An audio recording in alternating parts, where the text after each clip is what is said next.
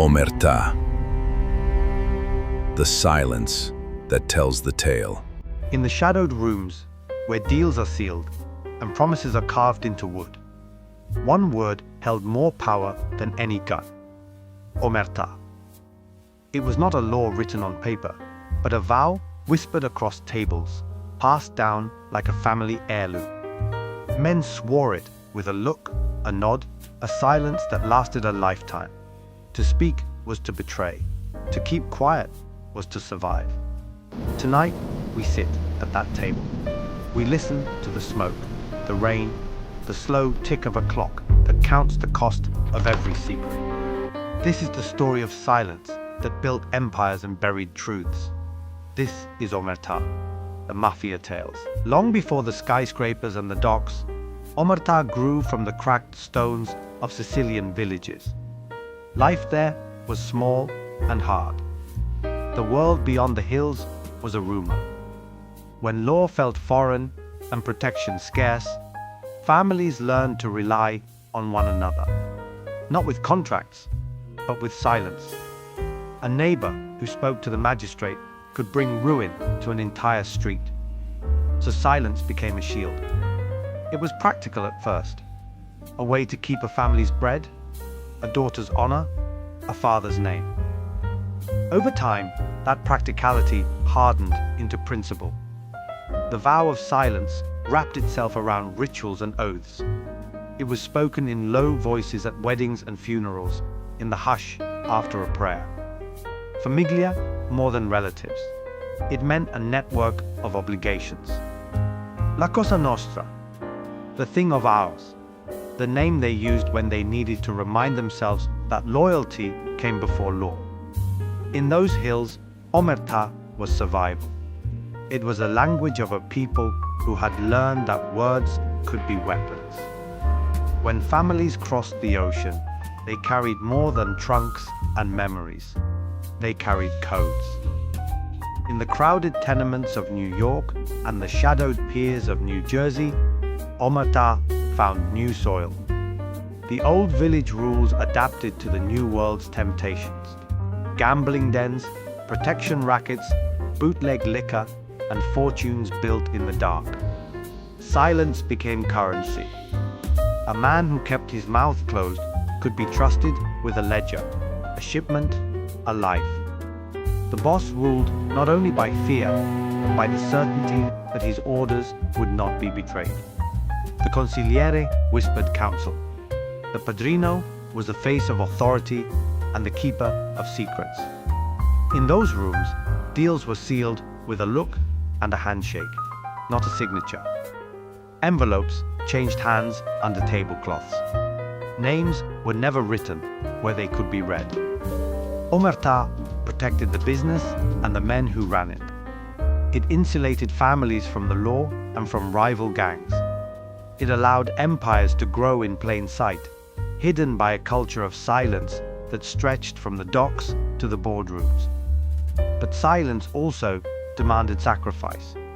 Men who kept the vow accepted prison, exile, and the loss of their own children's futures rather than speak.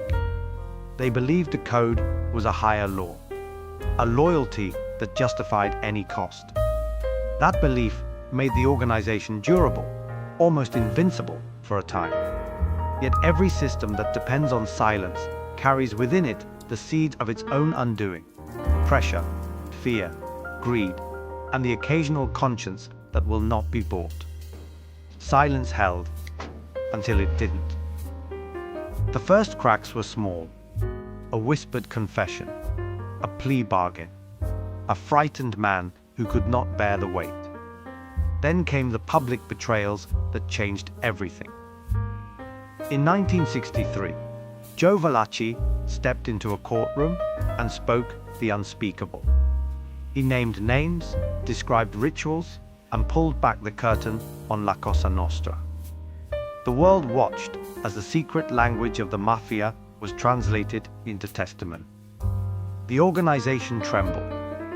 Years later, Sammy the Bull Gravano's decision to turn on John Gotti showed that even the most feared men could be broken. these betrayals were not merely tactical, they were symbolic.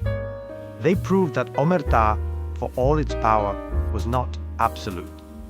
Pressure from law enforcement, the lure of reduced sentences, and the slow erosion of loyalty in a changing world created openings. When one man spoke, others followed. The code that had protected generations now exposed them. Betrayal rewrote the rules. Silence could no longer guarantee safety, and the cost of keeping quiet became a question many could no longer answer.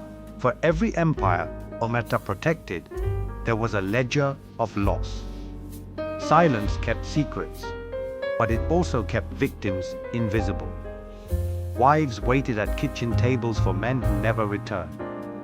Children grew up with stories half told and questions that had no answers. Communities learned to live with fear as a constant companion. The code demanded loyalty, but it did not ask whether the loyalty was just. Families were complicit by necessity. Neighbors turned away to survive. The funerals were quiet affairs, the kind where people spoke in low voices and avoided the truth. A widow clutching a rosary, the beads worn smooth by prayer, could not ask the questions that might endanger her remaining kin. The cost of silence was measured in small things: a birthday missed, a school recital unattended, a name never spoken at the table.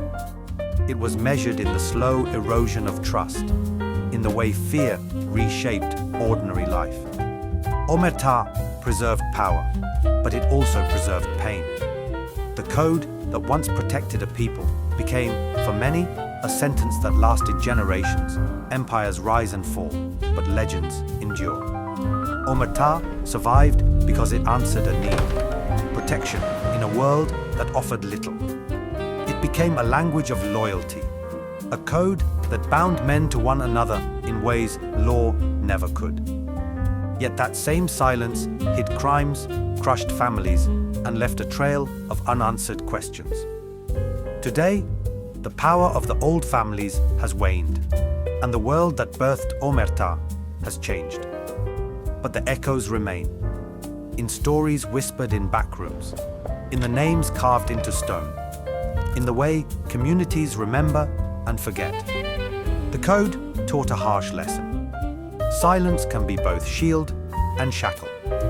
As we close this tale, remember the cost and the consequence. Remember the faces behind the myths.